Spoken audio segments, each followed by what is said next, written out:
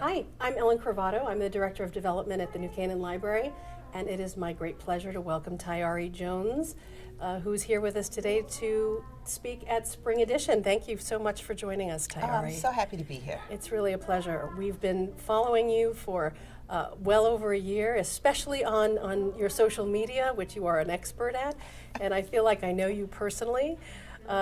So I think we'd just like to really ask you, what is it like to become such a world-renowned author, and tell us about your arc of your career. Well, you know, An American Marriage is actually my fourth novel. So many people think it's my debut, and I kind of like that, the idea of reaching new people, but I also love the idea of the readers that I've known since I wrote my very first book. You know, I feel like when I wrote my very first book, it was read by, 4 people, and that includes my mother. And your mother, yes.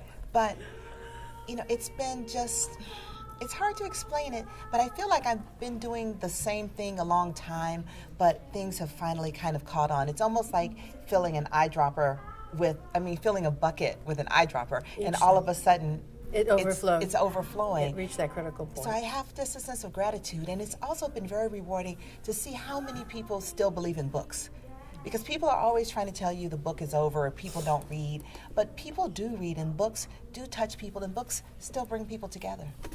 Well, that's a really strong point for our community. We, as the Library of New Canaan, find ourselves with increasing levels of book borrowing happening. We're lending at some of the highest rates in the state, 370,000 items each year in a community of 20,000 people or fewer.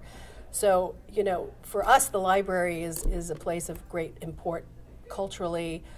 It's a center of lifelong learning for us. And I'm interested to know your thoughts about libraries, and were they important in your development as a writer?